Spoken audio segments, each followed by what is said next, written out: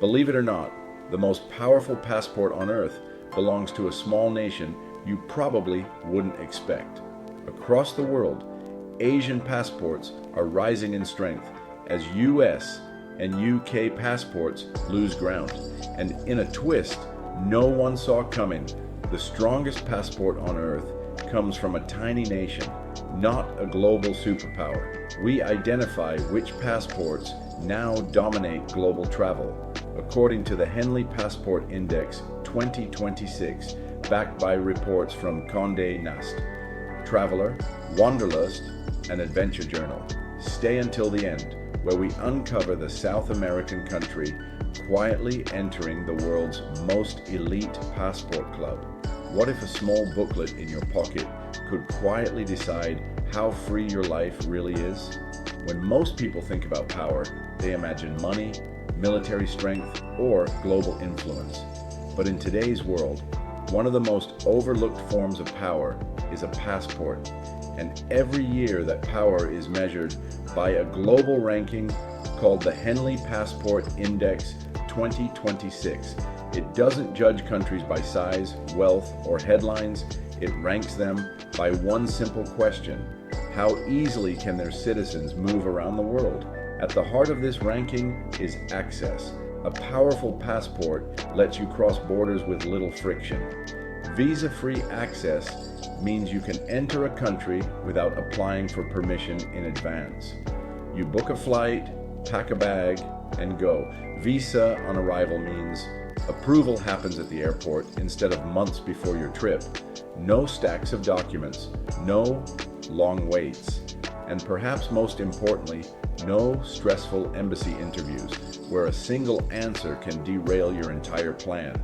The Henley Passport Index 2026 analyzes 199 passports using exclusive data from the International Air Transport Association, IATA, the same database airlines rely on to determine who can fly where. Every destination is counted, every border rule tracked, creating a clear picture of which passports open doors and which ones quietly close them. So why does this matter? Because passport power isn't about luxury, it's about freedom. Freedom to travel spontaneously, freedom from endless paperwork, freedom to pursue business, education, or opportunity wherever it appears. A stronger passport can unlock better relocation options, smoother long-term stays, and even more attractive retirement destinations abroad. In a world where borders still exist, a powerful passport doesn't erase them, but it makes them almost invisible.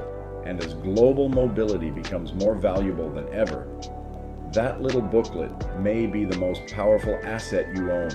Stick around. We're just getting started with Singapore's red passport. At first glance, Singapore looks like a tiny red dot on the map, but in your hands, its passport unlocks almost the entire world. In 2026, Singapore's red passport once again stands at the very top of global rankings, not because of size, population, or military power, but because of something far more valuable: trust. With visa-free access to 192 destinations, Singaporean citizens can move across borders with a level of ease most travelers only dream of. Airports become gateways, not obstacles. Travel becomes spontaneous, not strategic. What makes this possible is Singapore's carefully balanced neutral diplomacy. For decades, the country has avoided taking sides in global conflicts, choosing cooperation over confrontation. This zero-conflict foreign policy sends a powerful signal to the world. Singapore is predictable, reliable, and safe to welcome. In international relations, consistency builds confidence, and confidence builds access. That trust is reinforced by Singapore's reputation for efficient governance. Border security is strict but transparent. Documents are reliable. Citizens are accountable. When a Singaporean passport is presented, it carries the weight of a system known for order, integrity, and compliance with global standards. As a result, other nations open their doors with fewer questions. Behind the scenes, Singapore also maintains strong international partnerships, trade agreements, and diplomatic ties that quietly expand mobility year after year. While larger nations struggle with shifting policies and political uncertainty, Singapore stays steady, earning strong international trust in a world that values reliability more than rhetoric. And that's why this passport continues to win, not because Singapore demands access, but because it has earned it. As borders tighten for many countries, Singapore's citizens enjoy rare freedom, whether for business, leisure, education, or relocation. Singapore may be small on the map, but its passport opens almost the entire world. In today's global landscape, that makes the red passport one of the most powerful travel documents ever created. While the world was busy watching superpowers, Asia was quietly rewriting the rules of global travel. Just beneath Singapore, Japan and South Korea are tied with access to 188 destinations, forming a powerful trio that signals a major shift in global mobility. This isn't a sudden takeover, it's the result of years of consistency, discipline, and trust quietly compounding in Asia's favor. Asia's passport strength is built on fundamentals that many countries struggle to maintain. Stable economies create confidence that travelers will return home. Governments invest heavily in security, documentation, and border compliance, which leads to high global trust. Add to that a web of strong bilateral agreements, and Asian passport holders gain entry to countries through cooperation rather than negotiation. Perhaps most important of all is perception. Asian travelers are widely viewed as a low overstay risk, making them welcome guests instead of questionable applicants. But this wasn't always the case. 10 to 15 years ago, Asia wasn't dominating passport rankings. Europe and North America held most of the top spots, while Asian passports often required extra paperwork, longer waits, and stricter scrutiny. Travel from Asia was seen as conditional, something to be approved, not assumed. Fast forward to today, and the narrative has completely flipped. Asia is now setting the global standard for passport power. Its countries are proving that long-term stability beats short-term influence, and that trust, once earned, is incredibly really hard to displace. Borders that once felt distant now feel routine for millions of Asian travelers. Yet this story isn't finished. Europe isn't giving up that crown just yet. Traditional powerhouses still dominate large portions of visa-free travel, backed by decades-old agreements and regional unity. The race for passport supremacy is no longer one-sided. It's a quiet, strategic contest between continents. And in that contest, Asia is no longer the challenger. It's the benchmark everyone else is chasing. Keep watching, because the part about Europe's visa-free fortress is coming up next. For decades, Europe didn't just compete in global travel. It quietly built a fortress. At the heart of this visa-free stronghold are European passports that unlock 186 destinations, including Denmark, Luxembourg, Spain, Sweden, and Switzerland. These countries sit just below the very top of global rankings, forming a powerful front where borders feel more like formalities than barriers. For their citizens, international travel has long been assumed, not questioned. Just behind them stands an even larger force. A massive bloc of European nations offers access to 185 destinations: Austria, Belgium, Finland, France, Germany, Greece, Ireland, Italy, the Netherlands, and Norway. Together, these countries create one of the most dominant mobility clusters the world has ever seen. Their strength doesn't come from individual policies alone, but from something far more strategic: unity. The real advantage lies in European Union mobility. Within Europe, citizens move freely across dozens of countries without visas, passports, or paperwork. Beyond Europe, that unity carries weight. Over decades of reciprocal agreements, European nations have traded access for access, trust for trust, slowly building a global web of open borders. These agreements didn't happen overnight. They were negotiated, renewed, and reinforced across generations. Just as important is Europe's long-travel trust history. European travelers are seen as compliant, low risk, and reliable. Over time, that reputation became policy. Border officers expect short stays, timely exits, and lawful behavior, and expectations shape access. This is why Europe remains so dominant. Even as other regions rise, Europe's passport wall holds firm, not through force, but through consistency. It's a system designed to protect mobility once earned, making it incredibly hard to displace. But history has a way of surprising even the most established powers. But then, one non-European country broke through this wall, and in doing so, it proved that Europe's fortress, while strong, was no longer unbreakable. Don't go anywhere if you want to know which non-European country we're talking about.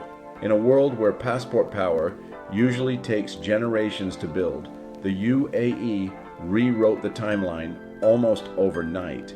Once considered a regional travel document, the United Arab Emirates passport has surged into the global elite, tying for 5th place with access to 184 destinations.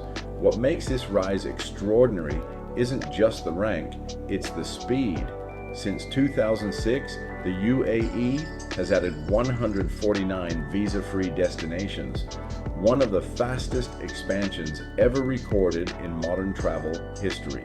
For context, the country was ranked 10th just last year. That kind of leap doesn't happen by chance. This meteoric rise reflects a nation playing a long calculated game. The UAE has mastered strategic diplomacy, positioning itself as a neutral connector between East and West.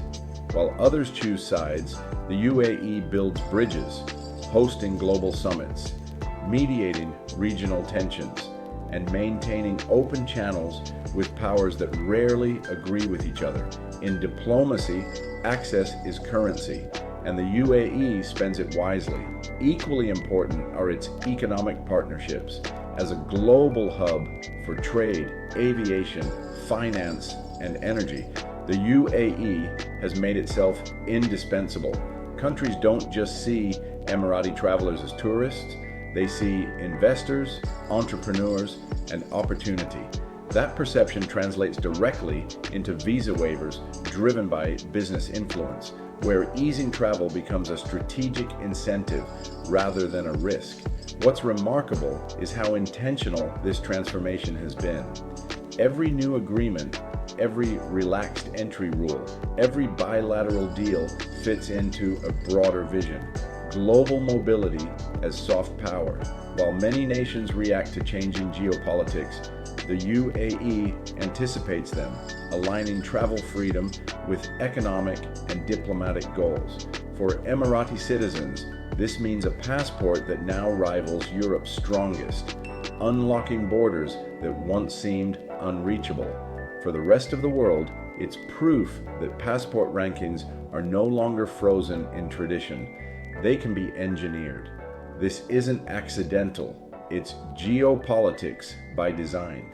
And the UAE's passport didn't just rise through the ranks, it jumped the line, changing the rules of what's possible in global mobility. Make sure to watch all the way through. You won't believe what former passport superpowers slipped through the rankings. Not long ago, these passports ruled the world. Now they're quietly slipping down the ranks. For decades, the United States passport was a symbol of near universal access. But today, it sits at 10th place, offering visa-free entry to 179 destinations, down sharply from 186 just in 2025. That drop may look small on paper, but in passport rankings, it signals something much bigger, a shift in how the world responds to American travelers. Borders that once opened automatically now come with conditions, approvals, and longer scrutiny. The United Kingdom tells a similar story. Currently ranked 7th with access to 182 destinations, the UK once stood at the very top, tied for number 1 in 2014. At that time, British travelers enjoyed unmatched mobility backed by deep diplomatic ties and long-standing global influence. But the landscape has changed, and the crown has become heavier to hold. So what happened? The decline isn't about a loss of prestige, it's about policy. Stricter border controls, introduced in the name of security and immigration management, reshape how these countries interact with the world. Diplomatic shifts, trade renegotiations, and changing alliances altered long-standing agreements. And perhaps most impactful of all, reduced reciprocity played its part. When access tightens in one direction, it often tightens in return. Other nations noticed. While emerging passport powers focused on opening doors and building trust, former leaders became more selective. Over time, that selectiveness translated into fewer visa waivers, slower approvals, and diminished travel freedom. What makes this fall so striking is how quiet it's been. There were no announcements, no dramatic headlines, just a gradual erosion of access, one destination at a time. Now here's the part nobody talks about. Passport power isn't permanent. It reflects how a country is perceived right now, not how it was viewed a decade ago. And in a world where mobility equals influence, even former kings can lose their crowns. What South American country we will now reveal to register a silent rise in the rankings might just surprise you. While the world fixates on superpowers, one country at the end of the map has been quietly unlocking the world. Chile's rise in global passport strength isn't loud or flashy, but it's deeply impressive. Its citizens enjoy visa-free access to most of Europe, a privilege typically reserved for top-tier passports. Beyond Europe, Chile opens doors to some of the world's most selective destinations, including the United Kingdom, Japan, South Korea, and Singapore, countries known for strict entry standards and high trust requirements. Perhaps most remarkable of all, Chile is a member of the U.S. Visa Waiver Program, allowing Chilean travelers to enter the United States without a traditional visa. This places Chile in an extremely exclusive club, especially for a Latin American nation. Membership isn't granted easily. It requires years of cooperation on security, data sharing, and immigration compliance. What makes Chile stand out even more is the foundation behind this access. Chile is recognized as a stable democracy with consistent institutions and a long track record of responsible governance. Its citizens are viewed as reliable travelers, contributing to a strong passport reputation built on trust rather than influence. Borders open not because Chile demands access, but because it has earned it. And that's what makes Chile's rise so shocking. It isn't a rich superpower. It doesn't dominate headlines. It's rarely mentioned in passport rankings, often overshadowed by larger nations with louder voices. Yet quietly, consistently, Chile outperforms most Latin American countries, securing mobility that many of its regional peers still struggle to achieve. Chile's success challenges the traditional assumptions of passport power. It proves that influence doesn't have to come from size, wealth, or military reach. Instead, it comes from reliability, transparency, and long-term trust. Chile proves passport power isn't about size, it's about trust. In a global system where borders often reflect fear, Chile stands as proof that calm stability can open more doors than force ever could. If there's one thing the passport rankings teach us, it's that global influence isn't what it used to be. For decades, the map of travel freedom was dominated by Western powers. The United States, the United Kingdom, and a handful of European countries held near universal access, their citizens moving from continent to continent with ease. But the story today is very different. Passport power is shifting east, and the quiet rise of Asian nations is proof that the future belongs to those who play the long game. Take Singapore, Japan, and South Korea. These countries didn't rely on sheer size, wealth, or military might. Instead, they built smart diplomacy, cultivated trust, and maintained consistent, low-conflict policies that made the world welcome their travelers. Borders aren't just opened, they're extended in recognition of reliability and cooperation. Asia's ascent is a blueprint. Stability, bilateral agreements, and global trust now outweigh traditional notions of raw power. It's not just about the giants either. Some countries quietly win without headlines, proving that mobility isn't reserved for the obvious contenders. Chile, the UAE, and even smaller European nations have leveraged governance, economic partnerships, and international reputation to climb the ranks, often unnoticed until the data is analyzed. They show that influence can be engineered, not inherited. What does this teach us about the world we live in? That the real currency of mobility is trust, not intimidation, collaboration, not confrontation. Passport power has become a mirror of geopolitics by design, where careful planning and consistent policies can unlock opportunities far beyond a nation's size. Travel freedom now reflects strategy, not status. For citizens, the lessons are just as tangible. A powerful passport can mean more than vacations. It can determine business opportunities, education paths, relocation options, and retirement possibilities.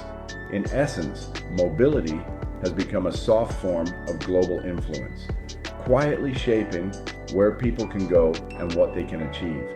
The world is changing, and the rules are being rewritten quietly, steadily, and often without fanfare. The future of travel freedom isn't owned by superpowers. It's earned by those who understand that influence comes from trust, diplomacy, and foresight. The strongest passport isn't always the one with the loudest headlines. It's the one that opens doors while the rest of the world is still figuring out which keys to use. Check the links in the description to see exactly where your passport ranks today.